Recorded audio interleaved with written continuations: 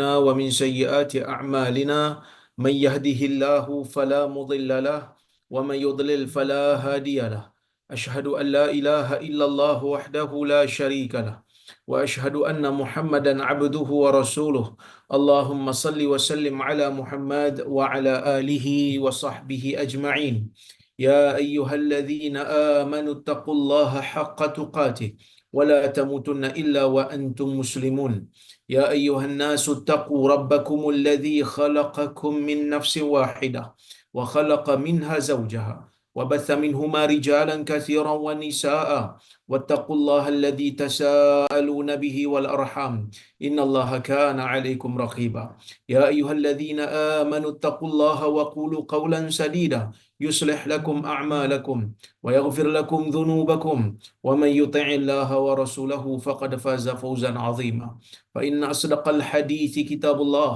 وخير الهدي هدي محمد وشر الأمور محدثاتها وكل محدثة بدعة وكل بدعة ضلالة أما بعد muslimin dan muslimat yang dirahmati oleh Allah Subhanahu wa taala sekalian.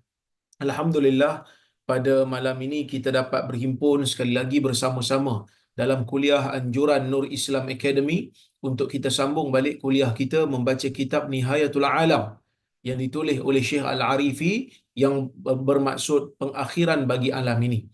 Membaca hadis-hadis yang berkaitan dengan petanda hari kiamat. Kita berakhir pada kuliah yang sebelum ini pada bab Al-Mahdi, membicarakan hadis-hadis berkenaan dengan Mahdi. Kita masih berada pada bab yang sama, iaitu masih lagi menceritakan berkenaan dengan bab Al-Mahdi. Cuma Syekh Al-Arifi ni dia ada bawakan lipatan sejarah bagi mereka yang pernah mengaku diri mereka sebagai Mahdi. Syekh berkata dalam kitab dia, sekejap saya paparkan di sini.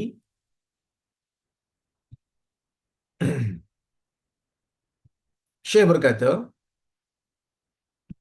nazarah syariah fi man idda'a annahu Mahdi.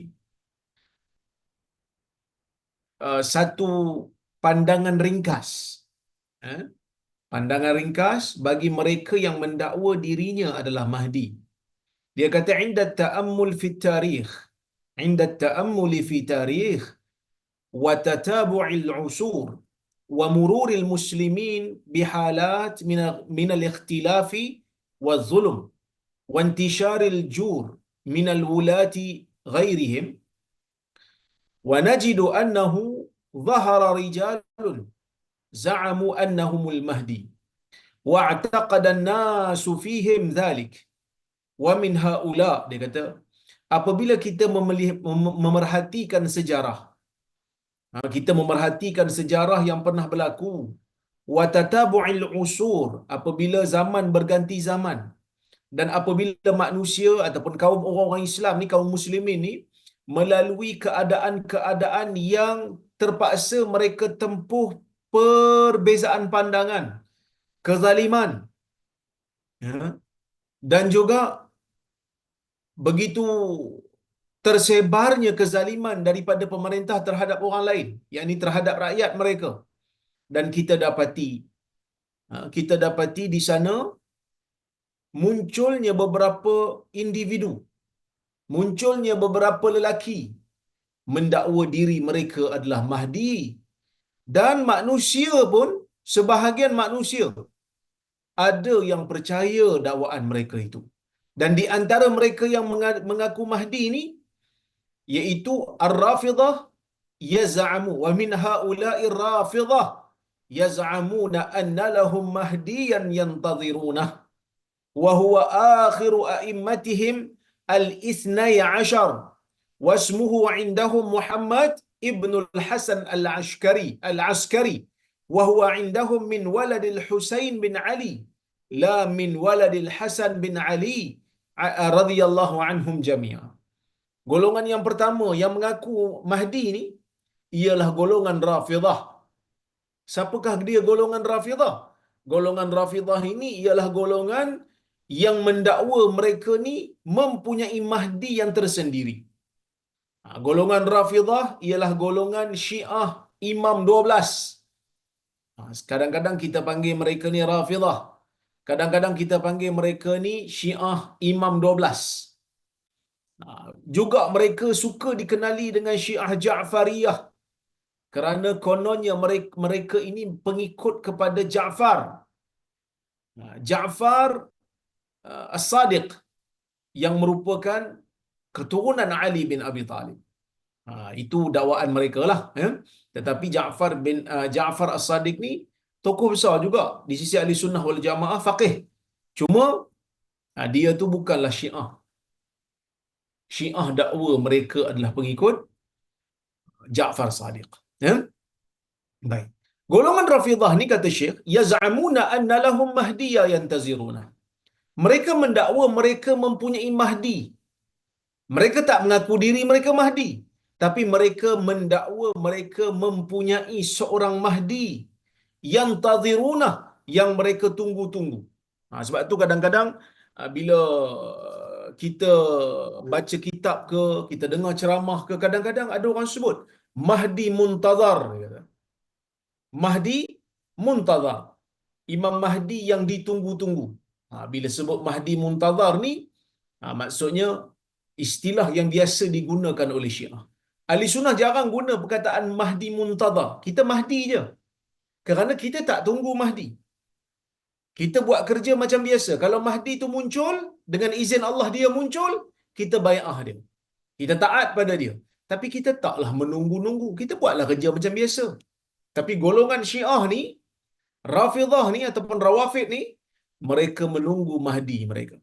Dan mereka mendakwa Mahdi ni adalah imam mereka yang terakhir. Apa maksud imam mereka yang terakhir? Golongan Syiah, mereka berpisah daripada Ahli Sunnah ataupun mereka tak sama dengan Ahli Sunnah ni ialah pada permulaannya adalah disebabkan oleh politik. Disebabkan oleh politik. Asalnya mereka tak puas hati kerana apabila Rasulullah sallallahu alaihi wasallam wafat, Abu Bakar dilantik menjadi khalifah. Mereka mendakwa sepatutnya yang menjadi khalifah itu bukan Abu Bakar. Sepatutnya yang menjadi khalifah itu bukannya Umar. Sepatutnya yang menjadi khalifah itu bukannya Uthman. Yang menjadi khalifah itu sepatutnya ialah Ali bin Abi Talib. Mereka dakwa yang patut menjadi khalifah setelah Rasulullah sallallahu alaihi wasallam adalah Ali bin Abi Talib. Selepas Ali, Hasan. Selepas Hasan, Husain. Dan begitulah keturunan Husain akan dilantik menjadi imam, menjadi khalifah. Mereka dakwa itu bukan dakwaan yang bukan dakwaan saja-saja.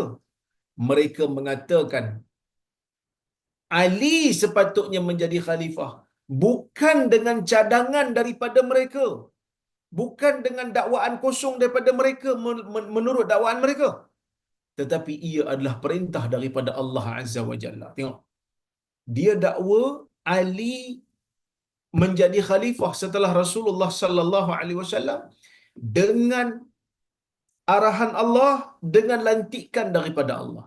Begitu juga Hasan dan Husain. Begitu jugalah dengan keturunan Husain yang mereka lantik sebagai imam mereka, mereka dakwa Allah yang lantik. Ini golongan Syiah. Jadi sebab itu golongan ini bahaya. Golongan ini tak demokratik lah kita kata. Golongan yang mendakwa yang sepatutnya menjadi imam hanyalah, yang sepatutnya menjadi pemimpin negara hanyalah anak cucu Ali bin Abi Talib daripada jalur Husain, dan ia adalah lantikan Tuhan. Tapi yang peliknya, ada dua benda yang pelik. Sebenarnya ada tiga benda lah. Yang pertama, mana mereka tahu Allah Ta'ala lantik Ali bin Abi Talib jadi khalifah? Mana mereka tahu Hasan tu dilantik oleh Allah, Husain tu dilantik oleh Allah? Kalau Nabi sallallahu alaihi wasallam dilantik oleh Allah, kita tahu. Kenapa kita tahu? Kerana adanya Al-Quran. Al-Quran itu yang merupakan mukjizat yang kita tak boleh nak tolak. Bila Allah Subhanahu wa taala kata Muhammadur Rasulullah, clear. Muhammad Rasulullah. Tidak ada dakwaan lagi, tidak ada dakwa-dakwi lagi, kita tak boleh nak tolak. Tapi bila mereka dakwa Allah lantik Ali sebagai khalifah. Setelah Rasulullah sallallahu alaihi wasallam, Allah lantik Hasan sebagai khalifah. Setelah Ali meninggal dunia, Allah lantik Husain menjadi khalifah setelah Hasan, dan begitulah keturunan Husain seluruhnya. Mana mereka tahu yang Allah lantik ni? Sebab kalau betul Allah Ta'ala lantik, sepatutnya tak ada khilaf lah di kalangan Syiah ni. Kan? Sepatutnya tak ada khilaf. Sebab apa tak ada khilaf? Sebab Allah lantik. Kita sesama orang Islam, pernah tak kita beza pendapat Nabi sallallahu alaihi wasallam tu sebagai nabi? Kan? Pernah tak kita dengar orang Islam kata, "Oh, sebenarnya bukan Muhammad tu Rasulullah, sepatutnya orang lain tu." Tak ada. Kerana ia lantikan daripada Allah. Sama ada orang yang beriman percaya ataupun orang yang kafir tak percaya. Dia tidak ada khilaf-khilaf di kalangan orang Islam bahawasanya Nabi Muhammad sallallahu alaihi wasallam tu adalah nabi yang terakhir, nabi lantikan Tuhan. Tapi kalau betul lah imam-imam yang 12 ni lantikan Tuhan, pertama di mana Tuhan lantik? Bila Tuhan lantik? Ali bin Abi Talib tu lantikannya bila? Lepas Nabi wafat ke sebelum Nabi wafat? Kalau sebelum Nabi wafat, di mana yang Nabi sebut? Mungkin mereka sebut tentang uh, Nabi SAW pernah sebut dalam hadis, man kuntu maulahu fa'aliyun maulahu. Siapakah yang menjadikan aku ni maula dia. Maula ni mereka dakwa sebagai pemimpin, maka Ali adalah pemimpin dia. Itu tak cukup kuat. Kerana maula ni boleh jadi pemimpin, boleh jadi pembantu, boleh jadi pelindung.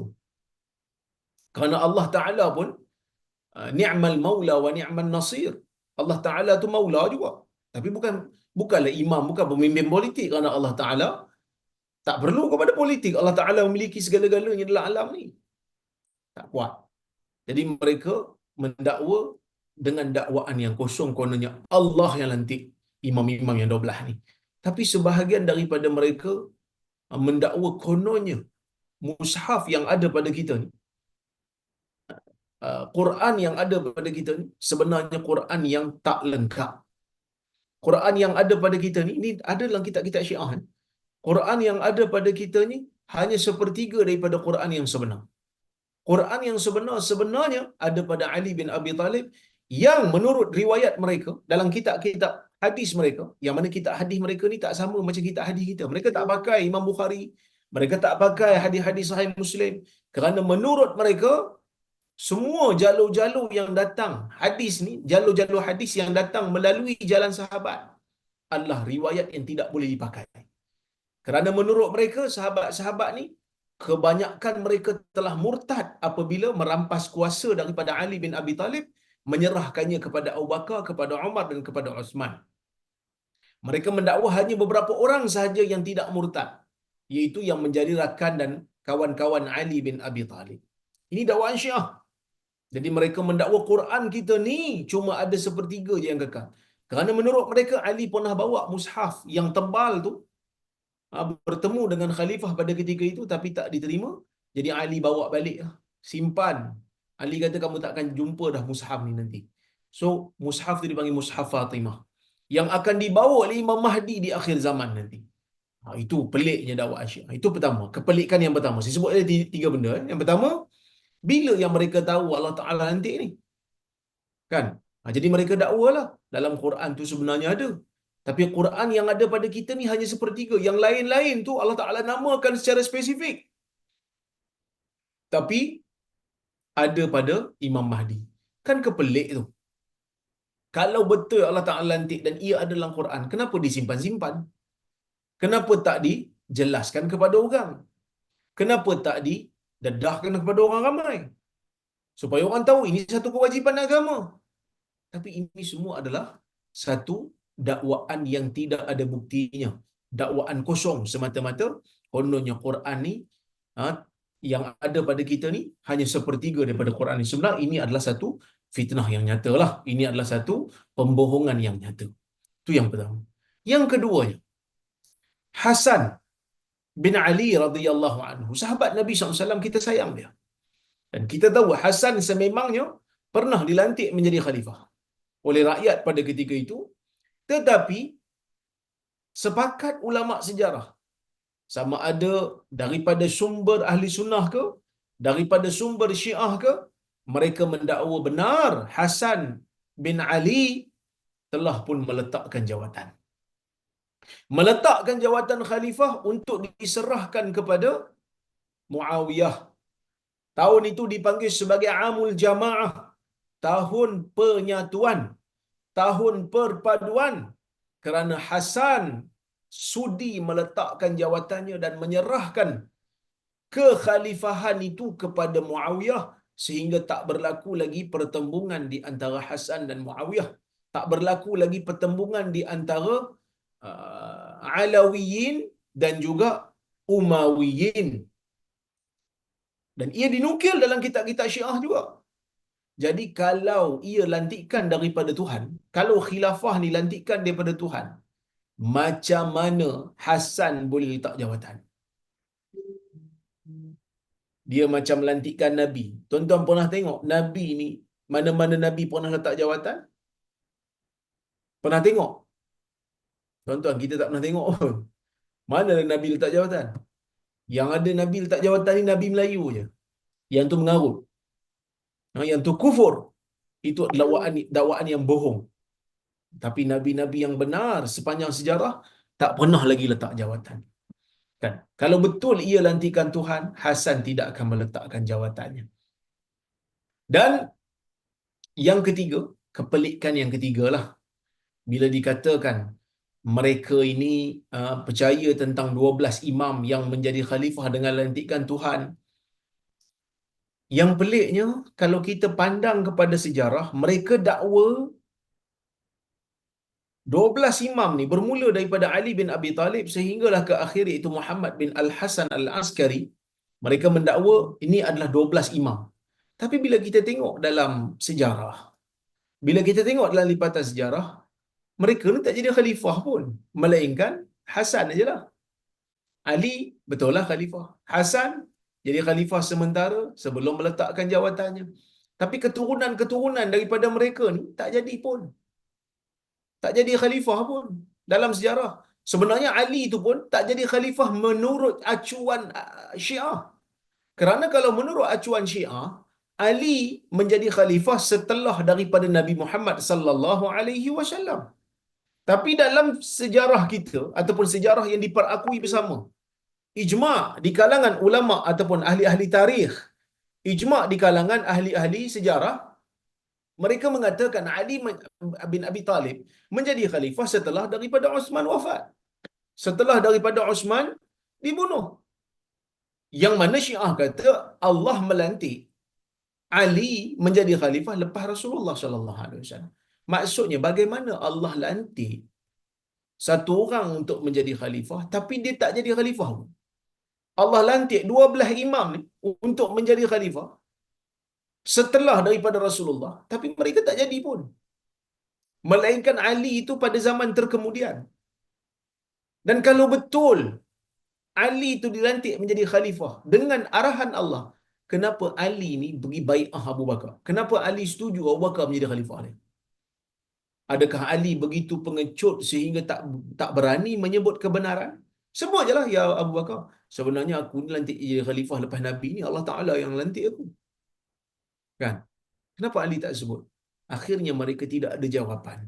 Mereka akan kata, sebenarnya Ali berbai'ah tu, Ali bai'ah Abu Bakar tu, kononnya setuju dengan kepimpinan Abu Bakar tu secara taqiyah sahaja, iaitu secara bohong sahaja. Sebenarnya Ali tak setuju. Mustahil.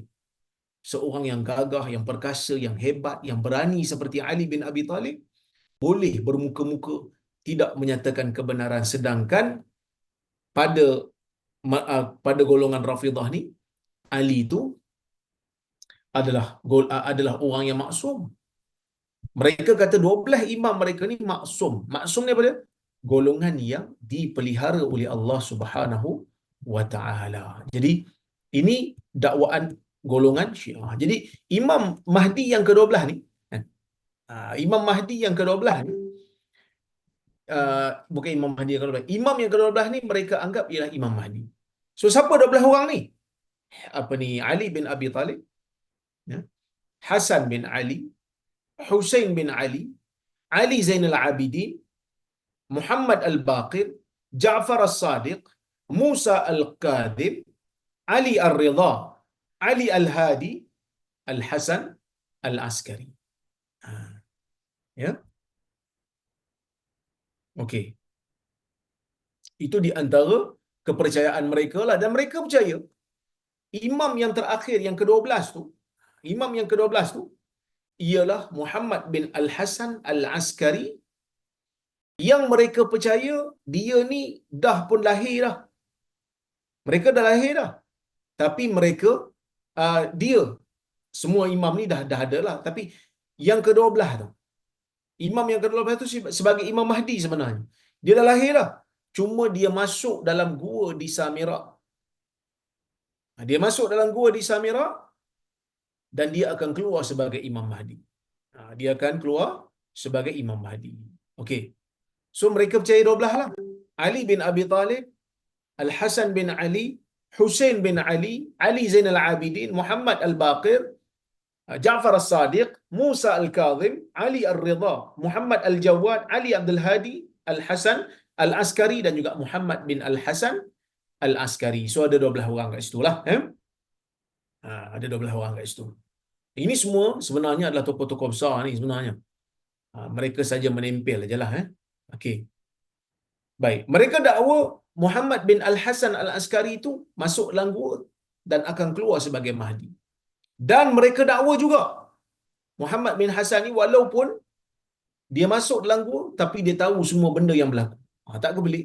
Buat apa dia menyorok tu, keluarlah cepat, kan? Okey. Tengok kata Syekh. Syekh kata apa?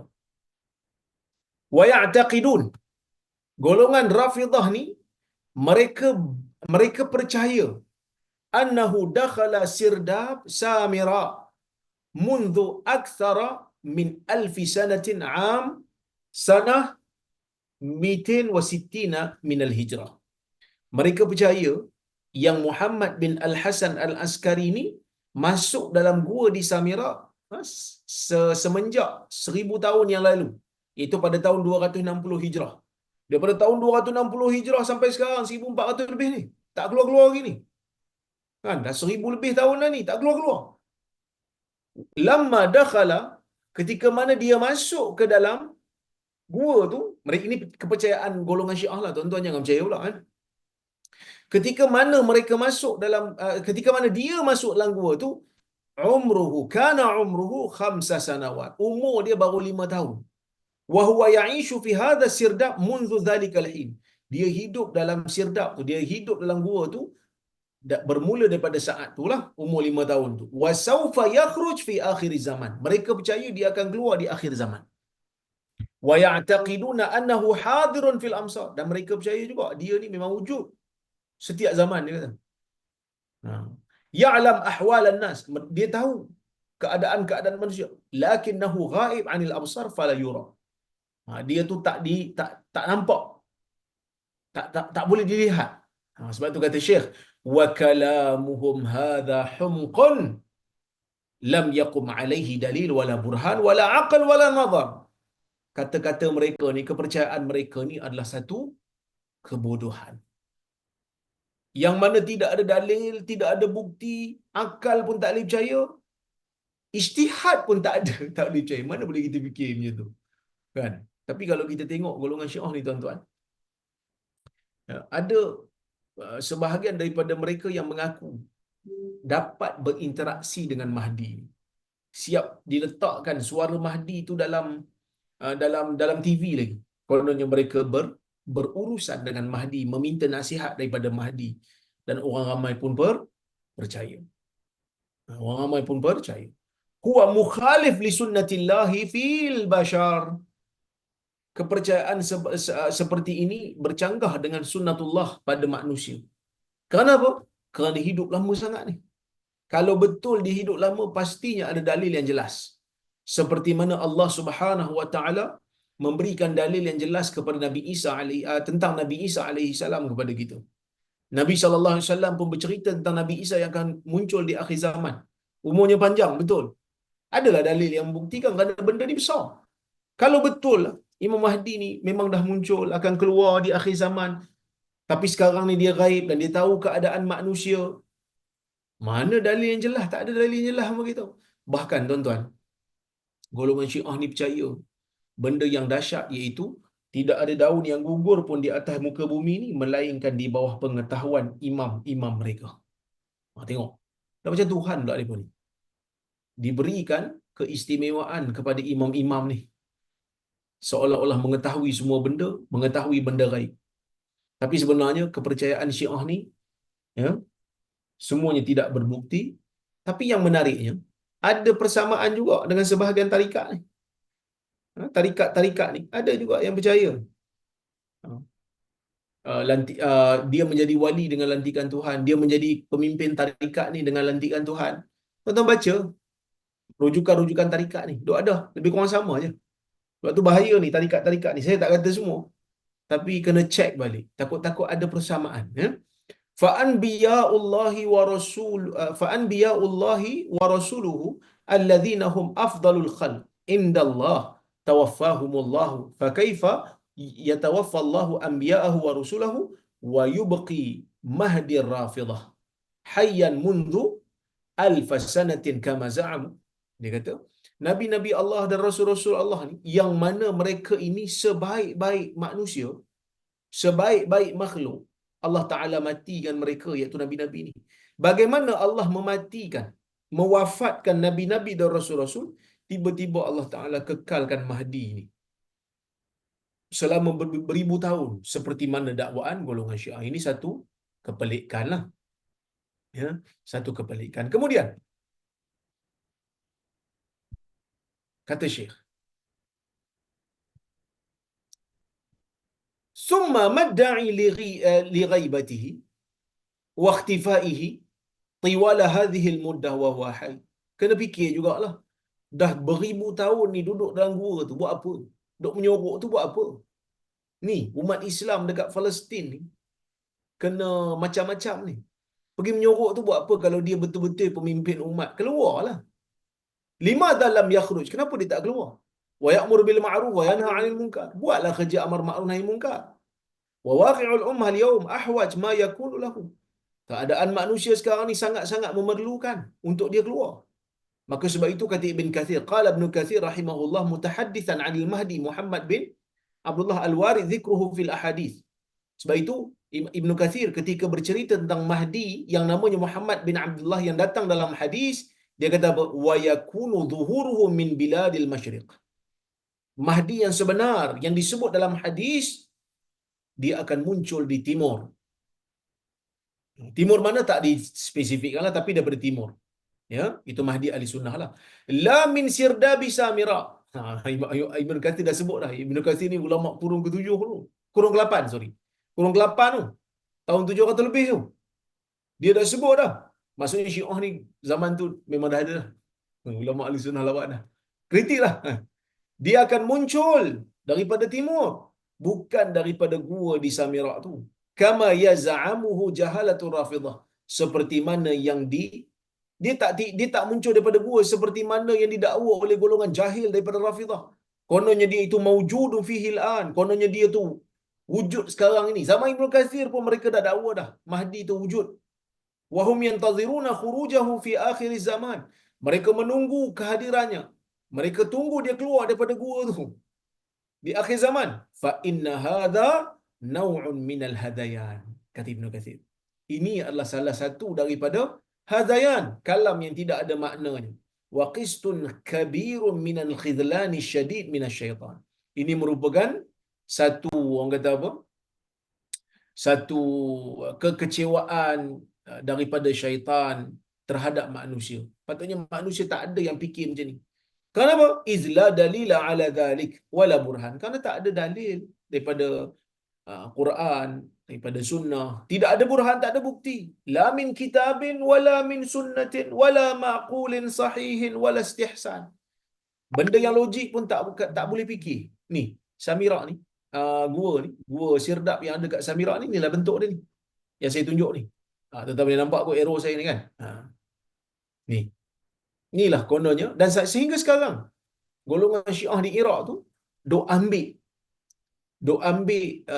pasir-pasir, tanah-tanah yang ada di situ nak buat berkat. Ada seorang ulama ahli sunnah, saya lupa, Datuk Mufti Perlis selalu sebut kisah ni, yang saya nak share dengan tuan-tuan.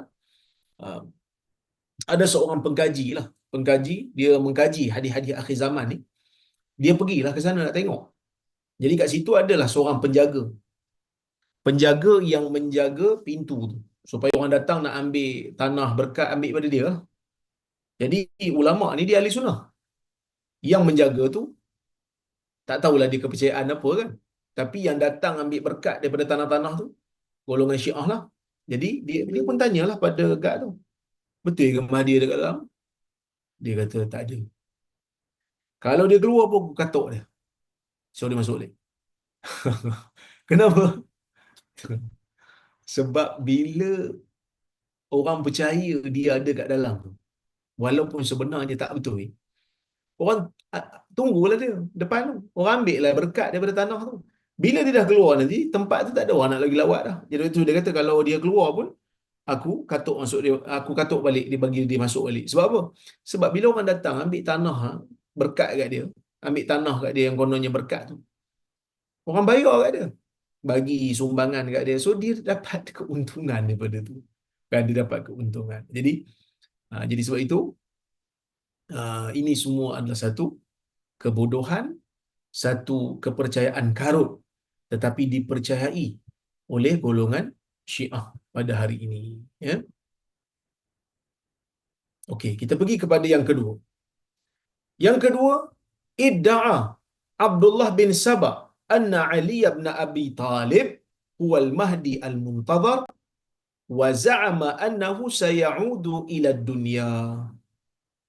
Yang ni golongan yang kedua.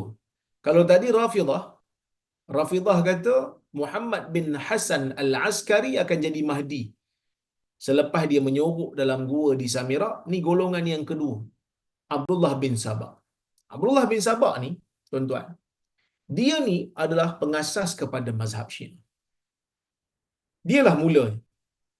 Yang mana dia ni adalah asalnya beragama Yahudi. Kemudian dia menzahirkan dia kononnya dia masuk Islam. Lepas tu dialah yang memulakan serangan terhadap Osman. Kononnya Osman ni nepotism lah, Osman ni pilih kasih lah. Dia bangkitkan kemarahan rakyat terhadap Osman. Akhirnya Osman dibunuh. Memberontak rakyat ni, akhirnya Osman kena bunuh. Pada ketika itu dilantik Ali bin Abi Talib menjadi khalifah. Selepas daripada itulah berlakunya kekacauan demi kekacauan, dan pada ketika itu muncul golongan Abdullah bin Sabah ni. Dia ekstrim kepada Ali bin Abi Talib. Tapi Ali ni tak ada kaitanlah dengan dia. Tak ada kaitan. Ali tak ada kaitan. Dia menggunakan nama Ali untuk mendapatkan sokongan. Jadi dia mula mendakwa macam-macam. Kononnya Ali bin Abi Talib ni adalah Mahdi yang dia akan muncul di akhir zaman. Sebenarnya, apa yang didakwa oleh Abdullah bin Sabah ni tak lari jauh dengan apa yang diutarakan oleh golongan sesat Al-Arqam zaman dulu. Yang mana golongan Arqam ni, mereka percaya siapa?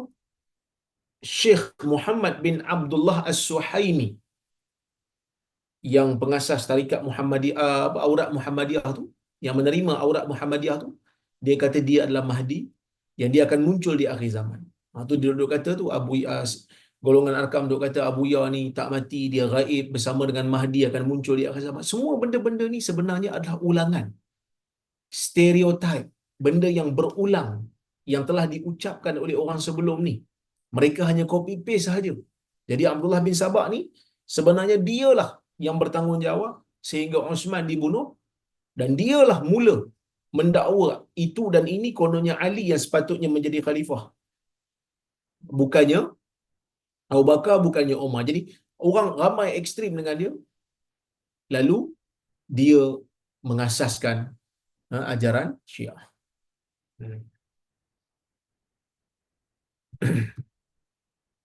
Yang ketiga, idda'al Mukhtar ibn Ubaid as-Saqafi anna Muhammad ibn al-Hanafiyah al-mutawaffa 'am 81 min al-hijrah huwa al-Mahdi al-muntazar. Mukhtar as-Saqafi. Mukhtar as-Saqafi ni, dia ni adalah orang yang menzahirkan kononnya dia membela kematian Husain, dan dia memang bawa tentera lah nak lawan pemerintahan pada ketika itu, dan dia dakwa anak kepada Ali bin Abi Talib. Sebab Ali ni dia ada isteri Fatimah dan dia ada hamba.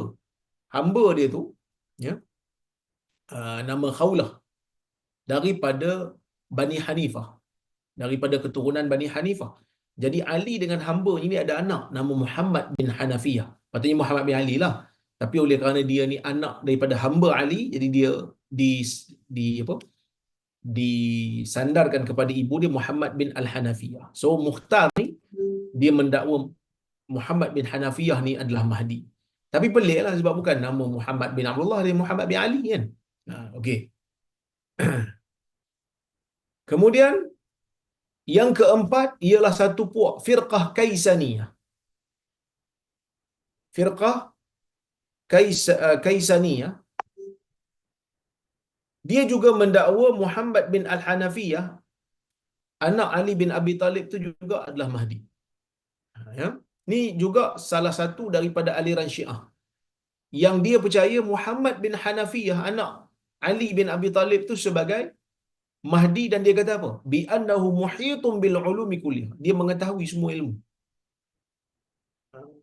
Jadi mereka mendakwa Muhammad bin Hanafiyah adalah Mahdi sebab dia tahu semua benda. Ha?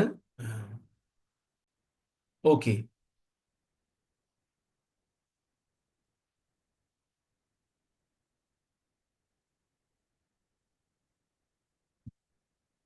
Dia mendakwa imam dia Muhammad bin Hanafiyah tu mengetahui semua ilmu, kan?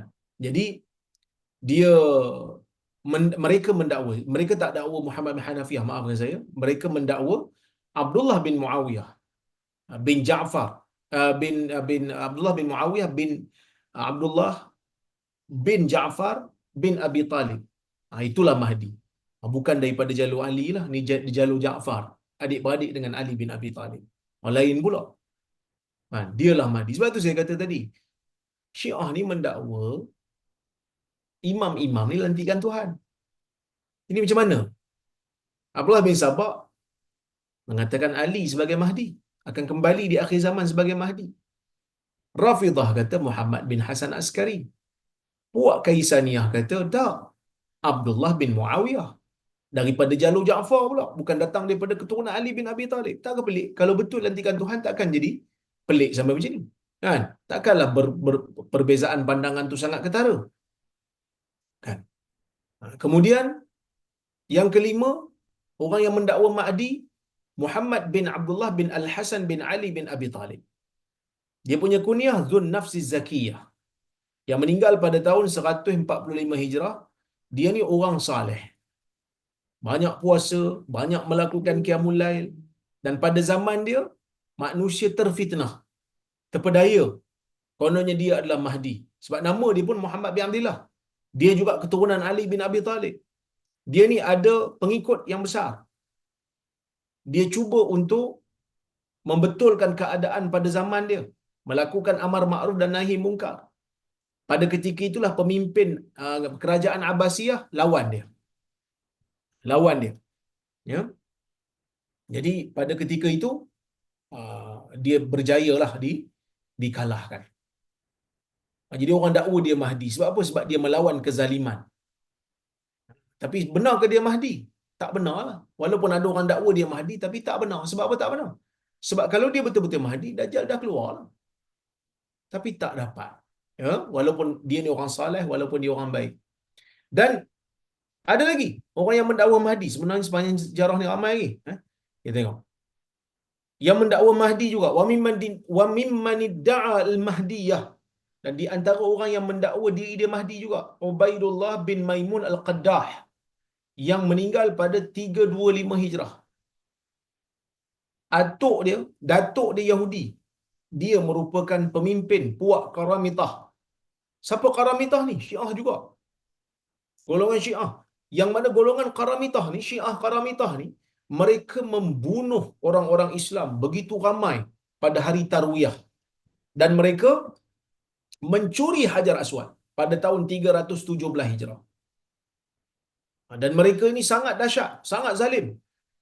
Bunuh orang-orang yang buat haji pada ketika itu dalam keadaan mereka itu sedang berihram, curi Hajar Aswad, balik ke kampung dia, balik ke Ihsa, bawa Hajar Aswad tu, curi Hajar Aswad 22 tahun. Sebab itu sebahagian kitab-kitab fiqh kadang-kadang dia ada sebut, dia kata bila di antara perkara sunat dalam tawaf ialah mencium Hajar Aswad in wujud, dia kata, jika ada Hajar Aswad masa tu. Kerana ada waktu yang 22 tahun Hajar Aswad tidak ada di Kaabah. Tapi orang Islam berubah tempat ke nak buat haji? Tak. Mereka tetap buat haji di Kaabah juga. Menunjukkan apa? Menunjukkan kita bukan sembah Hajar Aswad. Katalah satu ketika nanti Kaabah pula kena pindah ke tempat lain. Kita tetap akan buat haji kat situ. Salat kita memandang ke arah tu. Walaupun Kaabah tu binaannya mungkin diubah ke tempat lain, kita tetap menghadap arah yang sama. Kerana apa? Kerana kita bukan sembah Kaabah. Kita bukan sembah Hajar Aswad. Kita sembah Allah Subhanahu wa taala. Jadi ini di antara sejarah yang mungkin ada di antara kita yang tak berapa nak dengar, tak pernah dengar. Hajar Aswad pernah dicuri. Kan? 22 tahun orang Islam tak tak ada Hajar Aswad ketika bertawaf. Jadi apabila dah sampai orang kata apa, tempoh 22 tahun, pada ketika itu ada seorang pemimpin daripada kerajaan Fatimiyah di Mesir. Dia Syiah juga. Pada ketika itulah dia buat satu, orang kata apa, dia arahkan Syiah Karamitah ni untuk pulangkan balik. Dia kata pulangkan balik Hajar Aswad ke Kaabah, kalau tidak aku akan serang kamu, aku akan bawa tentera. Maksudnya dia pun tak setujulah apa yang orang yang satu mazhab dengan dia untuk curi Hajar Aswad tu. So dikembalikan semula lah. Tapi ini sejarah yang disebutkan dalam kitab-kitab hadis dan juga kitab-kitab tarikh. Ya? Bukan kitab hadis lah, kitab tarikh, kitab rijal, kitab yang bicarakan tentang perawi-perawi. Ya? Baik. Sebab itu kata Ibnu Katsir, ya, Ubaidullah Al-Qaddah mendakwa dirinya adalah Mahdi. Dan dia membina Madinatul Mahdiyah untuk diri dia. Wa mimma da'al Mahdiyah Muhammad bin Abdullah Al-Barbari Al-Mashhur bin Ibn Tuman. Ini satu lagi. Orang dalam sejarah yang ketujuh yang mendakwa diri dia Mahdi ialah Ibnu Tuman. Siapa dia Ibnu Tuman ni? Ibnu Tuman ialah orang yang menguasai kawasan Maghribi, utara Afrika sekarang. Apa ni zaman itu, sehingga kebanyakan utara Afrika sekarang ni memang bermazhab dengan mazhab Ibnu Tumat di sudut akidah. Yang mana kalau kita baca kitab-kitab sejarah, sebelum daripada kemunculan Ibnu Tumat, golongan muslimin yang berada di utara Afrika ni sampai ke Morocco sana, mereka berakidah dengan akidatu Hanabilah. Mereka berakidah dengan akidah salaf. Hanabilah. Ya? Apabila Ibnu Tumat datang, dia tengok, dia anggap akidah itu adalah akidah tajsim. Akidah itu akidah yang tak betul, akidah yang kufur. Jadi dia pun melancarkan serangan demi serangan. Kita tengok dalam kitab-kitab Ibnu Katsir, dalam kitab yang dikarang oleh Az-Zahabi, dia mendakwa akidah mereka tak benar, jadi dia paksa dengan kekerasan sehingga ramai yang terbunuh. Ibnu Katsir menyebutkan 70,000 terbunuh di tangan Ibnu Tumat. Dan apabila dia mendakwa akidah mereka tak betul, nak dapatkan sokongan, dia dakwa pula diri dia adalah Mahdi. Ini bila ni? Lama jugalah. Ya? Lama juga. Dia pada kurun yang ke-6. Tengok apa kata Syekh. Wa mimma da'a al-Mahdi, ya, di antara orang yang mendakwa dirinya Mahdi ialah Muhammad bin Abdullah Al-Barbari al-masyhur bi Ibn Tuman. Zahara am 514. Muhammad bin Abdullah Al-Barbari yang digelar ataupun yang masyhur dengan Ibn Tuman, yang muncul pada tahun 514 Hijrah. Idda'a annahu Alawi. Dia mendakwa diri dia Alawi. Apa itu Alawi? Ai min nasali Ali bin Abi Talib, iaitu dia daripada keturunan Ali bin Abi Talib. Wa ikhtara'a nasaban ila Al-Hasan bin Ali. Dia reka nasab dia sampai kepada Hasan bin Ali. Ada yang kata ah, keturunan Ali itu tak betul lah. Dia hanya dakwa je sebab nak dapatkan gelaran Mahdi tu. Wa qad malaka bizulmi wa tasallum. Dia memerintah dengan kezaliman dan kekerasan. Dan dia ni ada hilah juga. Wa kana lahu adadun minal hiyal. Dia ada hilah juga. Yakhda'u bihan nas. Dia cuba memperdaya manusia. Kononnya dia apa? Dia dia ada karamah. Kononnya dia ada karamah, dan di antara hilah yang dia buat ialah dia sembunyikan beberapa orang lelaki dalam kubur. Lelaki itu semua hidup lah. Hidup lagi. Waja'a fi jama'atin. Dia pun ambil satu kumpulan manusia liyuriyahum ayah, supaya dia dapat tunjuk pada kumpulan tu dia ni kononnya Mahdi yang sebenar. Apa dia buat? Orang dalam kubur tu hidup lagi. Fasaha, dia pun jerit. Ayyuhal mautah ajibu. Wahai mayat-mayat, jawab seruan aku. Faajabu. Lalu mereka pun hidup lagi kan kat bawah. Mereka sahutlah seruan dia. Antal mahdil ma'sum, dia kata. Engkaulah Mahdi yang maksum. Engkaulah Mahdi yang maksum. Dahlah Mahdi, mengaku diri Mahdi, lepas tu mengaku diri maksum pula. Wa anta. Engkau. Jadi maksudnya orang yang dengar tu macam, "Ish, hebatnya. Mayat pun mengakui dia Mahdi. Mayat pun mengetahui dia maksum."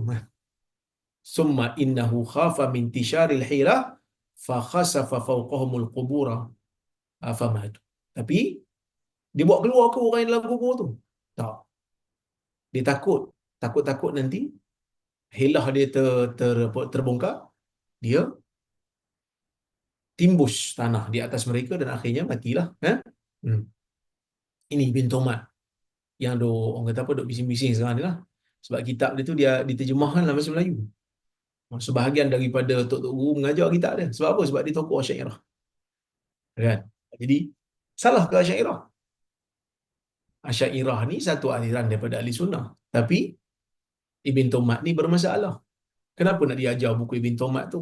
Ia merupakan salah satu daripada hujah untuk kata kalau satu orang bermasalah dalam mazhab tu jangan pergi pukul rata. Dia orang kata orang kata apa, jadi uh, apa? Backfire lah kan. Sebab sebahagian orang yang suka tuduh orang lain Wahabi dan sebagainya ni, bila satu dua orang buat masalah daripada aliran Salafi ni, dia hukum semua.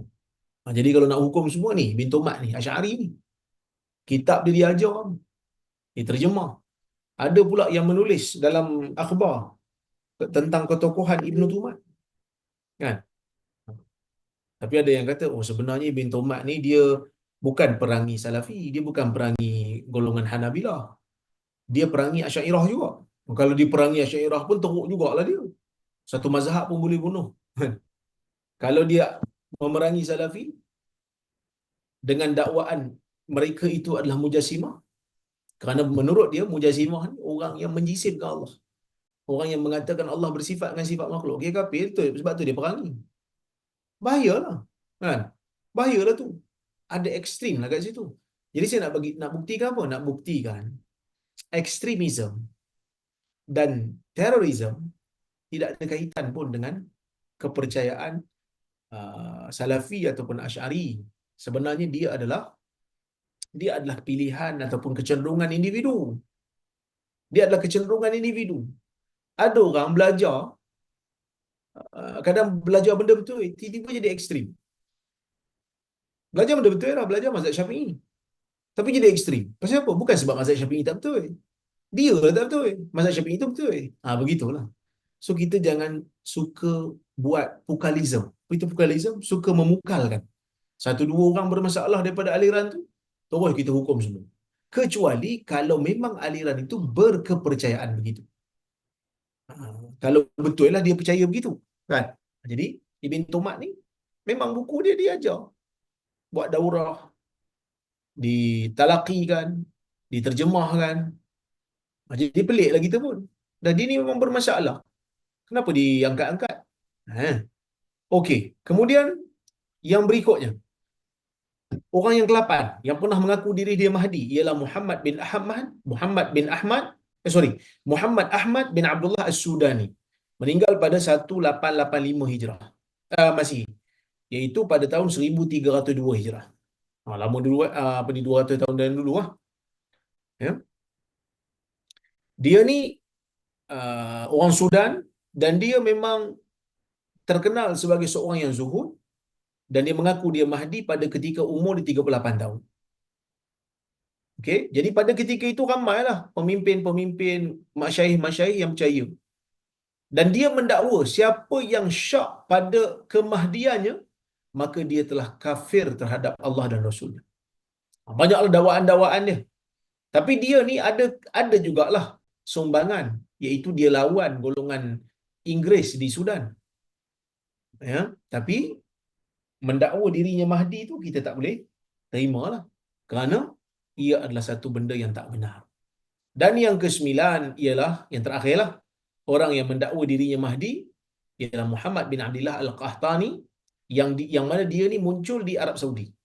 Ini baru lagi, iaitu pada tahun 1980, yang mana dia merasakan diri dia Mahdi sebab nama dia Muhammad bin Abdullah, daripada kabilah Qahtani, yang mana dia ni mengatakan dia mimpi, yang mana mimpi dia itu, dalam mimpi dia rasa dia Mahdi. Jadi sebahagian daripada orang ramai pada masa itu bai'ah dia lah, dan mereka berhimpun di Masjidil Haram pada tahun 1980 tu. Jadi ini benda barulah, dan pada ketika itulah dia ditewaskan oleh uh, otoriti Saudi apabila melihat sebenarnya dakwaan dia tu tak benar. Dakwaan dia tak benar. Dan sebahagian daripada orang yang mengaku Mahdi ni, tuan-tuan, ya, mereka ni ada kalanya bermula dengan orang saleh. Tapi apabila munculnya keistimewaan demi keistimewaan, orang-orang bawah pun duk angkat, orang-orang bawah pun duk puji lebih-lebih, mungkin masuk dalam jiwa mereka ni, betul lah, mungkin aku ni Mahdi lah. Maka itu menjadi penyakit. Sebab itu, ulama-ulama salaf, antaranya Sufyan As-Sauri, dia sebut, dia kata, kalau orang mendakwa tu Mahdi ni Mahdi, kamu jangan buat apa-apa lagi. Sehingga manusia berhimpun, lantik dia jadi Mahdi. Masa tu baru kamu ambil tindakan. Supaya kita ni tak puji orang lebih-lebih. Jadi sebab itu, ada apa video yang viral minggu lepas kan, berkenaan dengan seorang anak murid yang menyanyi depan tok syekh dia, anta waliyuna, kau ni ada khariqul adah apa semua tu. Kita tak setuju. Sebab apa? Sebab dia puji depan-depan ni dengan pujian yang melampau, kan? Puji depan-depan dengan pujian melampau, dan tok guru dia tak tegur. Kalau dipuji belakang tu tak apalah, kita tak tahu. Tapi puji depan-depan dengan pujian yang melampau tu, kita diamkan saja, kita bimbang dia akan membawa kepada penyakit yang lain. Tapi Alhamdulillah lah, ustaz berkenaan pun dah keluarkan video, dan dia pun kata dia pun tak perasan pujian tu, sebab dalam bahasa Arab dia pun tak begitu ambil cakna sangat, dan budak yang melantunkan kasidah itu pun sebenarnya tak tahu pun apa yang dia lantunkan. Jadi dia pun orang kata apa, menjelaskan kekeliruan tu, dia pun tak setuju dengan lantunan yang diberikan pada dia tu. Pujian melampau yang diberikan pada dia tu. Alhamdulillah lah. Kenapa kita tak? Dia bukan masalah puji. Puji ni boleh sebenarnya kalau kita nak puji orang yang tak melampau. Masalahnya apabila ada kemelampauan. Itu je yang menjadi, kita bimbang, jadi bahaya. Sebab ada sebahagian orang yang asalnya baik, yang asalnya soleh, tapi apabila pujian demi pujian diberikan melampau, lama-lama dia rasa masuk dalam jiwa dia tu seolah-olah, aku ni dah sampai tahap Mahdi dah aku ni. Itu bahaya. Dan itu bahaya. Dan di negara kita ni memang adalah orang mengaku Mahdi kan. Iaitu golongan Arqam yang mendakwa syekh mereka itu iaitu Muhammad bin Abdullah Suhaimi itu sebagai Mahdi. Dan Abu Ya tu dianggap sebagai pemuda Bani Tamim. Tapi heran jugalah. Dah tua-tua macam mana nak muda lagi lah kan. Tapi ditukar lah. Kononnya ditukar pada zaman tu. Kemudian bila Abu Ya tu dah tua, ditukar kepada putera Bani Tamim. Ha, kita berheran lah Tamim ke mana? Tamim ni ialah daripada Arab, keturunan Arab. Jadi kalau dia ada silsilah Arab tu tolong tunjuklah. Dia bercantum dengan Bani Tamim tu daripada kabilah mana? Daripada jalur mana? Sebab Arab ni dia jaga sanad jalur itu. Jalur keturunan. Contohnya macam Raja Perlis kan. Dia daripada Jamalulain. Memang dia simpan lah. Dia simpanlah jalur keturunan tu. Arab memang macam tu.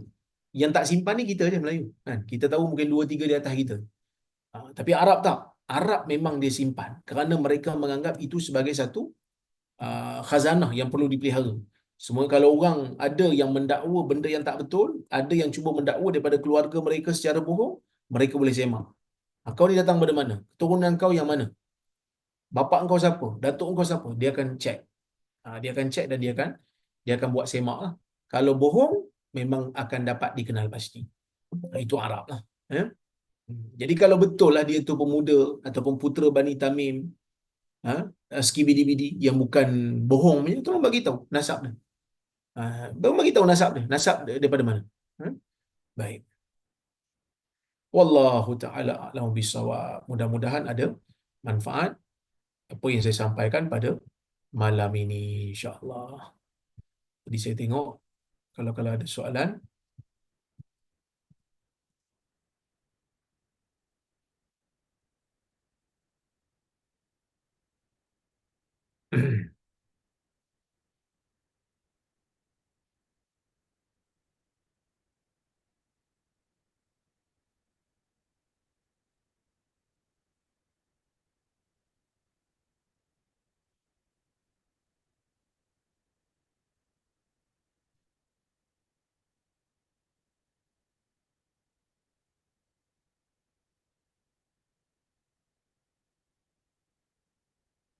Okey. Banyak soalan.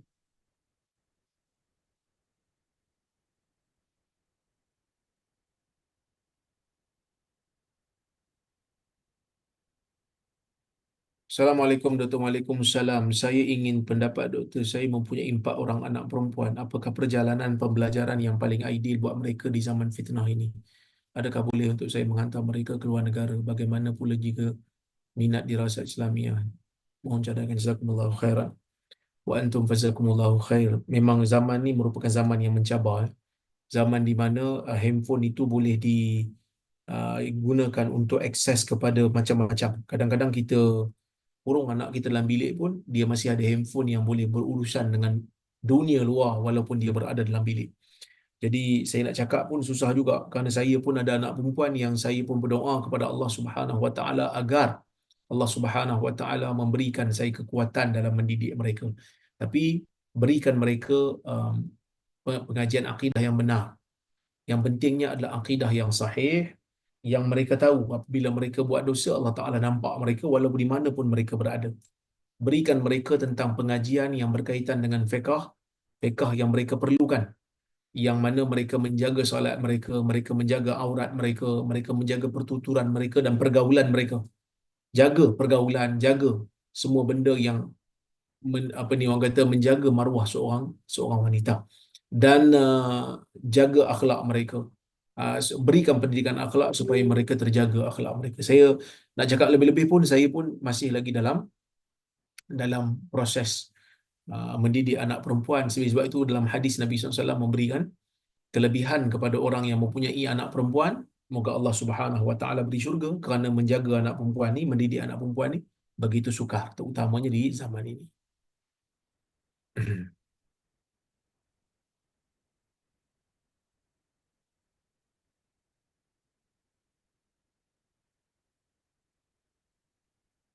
Assalamualaikum Dr. Waalaikumsalam. Bagaimana untuk kami lawan was-was? Macam kalau kita ambil wuduk dan kita was-was kalau termis satu anggota, lebih baik untuk berbuat bodoh atau continue wuduk, atau start balik wuduk kita, atau kita was-was dalam bacaan Fatihah kita, was-was termis satu ayat dalam Fatihah, tolong nasihatkan. Dia gini, Apabila kita telah dia was-was ni penyakit datang daripada syaitan, ya. Was-was ni penyakit yang datang daripada syaitan, yang mana um, kita tak perlu layan. Kalau kita layan, ya, kalau kita layan, dia akan bertambah-tambah, bertambah-tambah teruk, sehingga apabila seseorang itu nak melaksanakan ibadat, dia akan rasa beban, dan itulah yang syaitan suka. Jadi apabila kita dah ambil wuduk, umpamanya, kita boleh tahu semua ni telah basah dengan air wuduk yang wajib untuk dibasuh, tiba-tiba rasa was-was, abaikan. Kemudian kita basuh tangan dan kita nampak semua anggota tu telah basah dengan air, cukup. Datang was-was lepas tu, abaikan. Jadi was-was ni jangan dilayan. Terutamanya apabila was-was yang datang lepas habis ibadat, jangan layan. Tinggalkan begitu sahaja. Ya? Baik.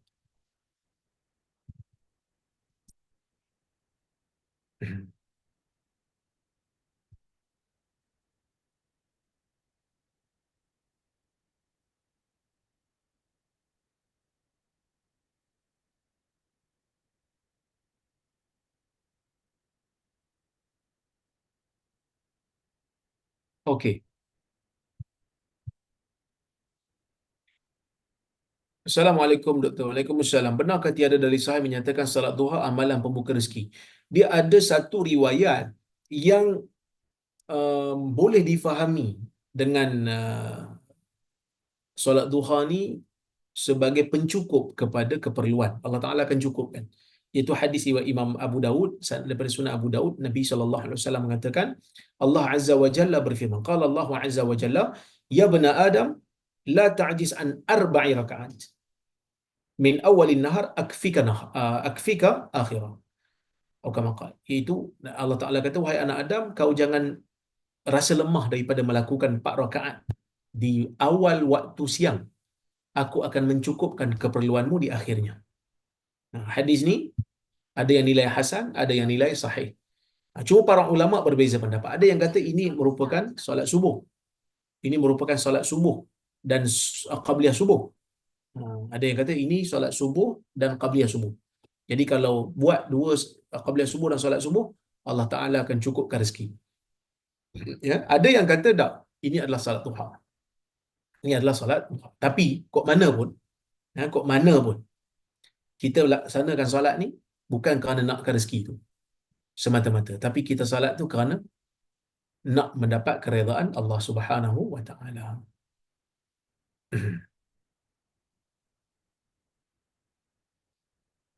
Salam Ustaz. Waalaikumsalam.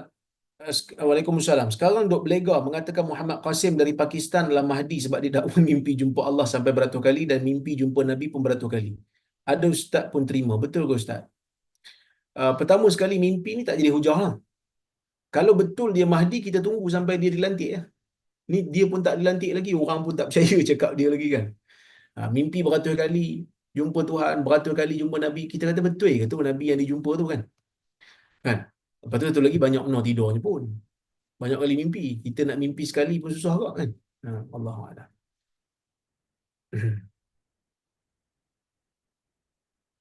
Assalamualaikum warahmatullahi wabarakatuh. RUU Mufti Wilayah akan dibentang di sesi parlimen sekarang mengikut Menteri Agama according buletin 8 buletin buletin 8 buletin utama kot saya sebenarnya Waalaikumsalam, saya jawab salam. Tak ada masalah pun nak bentang-bentang. Cuma kita menyatakan pendirian kita.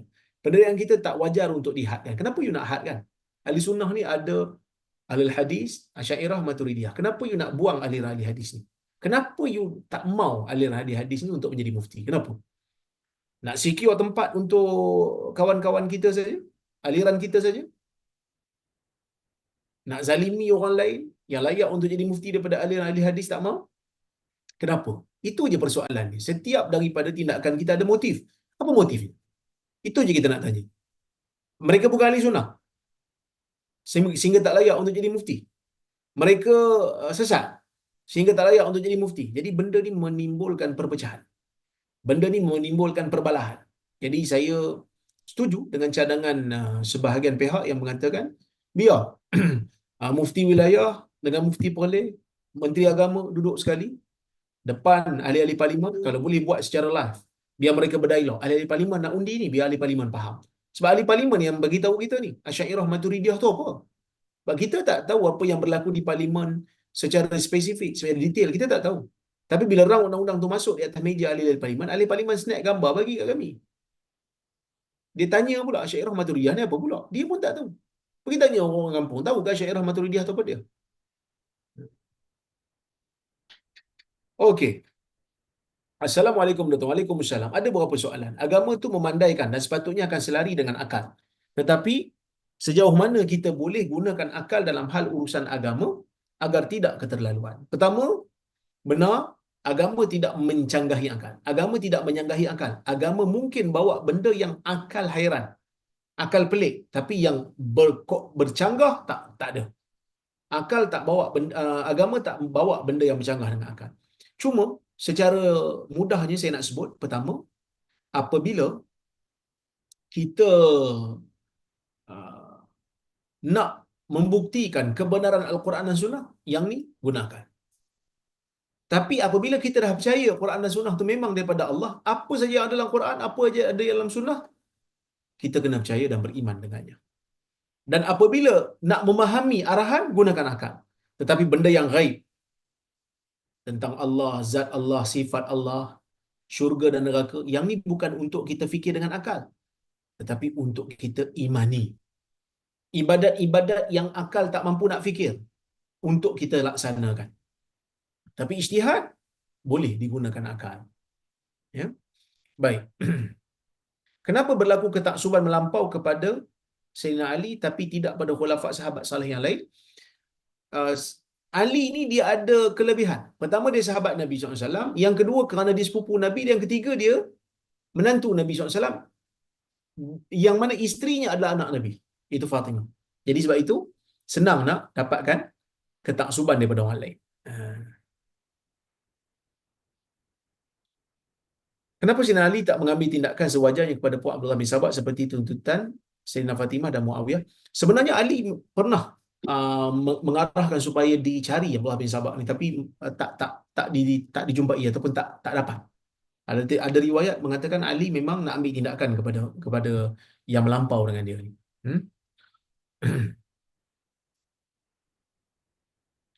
Okey, itu je soalan yang saya dapat jawab. InsyaAllah pada ruang yang lain kita bertemu lagi. Saya mohon maaf terkasar bahasa tersilap kata. Terima kasih kepada Nur Islam Academy yang mengajukan kuliah kita. Terima kasih kepada semua yang hadir pada malam ini. InsyaAllah kita jumpa di lain masa. Aqulu qawli hadha wa astaghfirullahal azim li wa lakum. Assalamualaikum warahmatullahi wabarakatuh.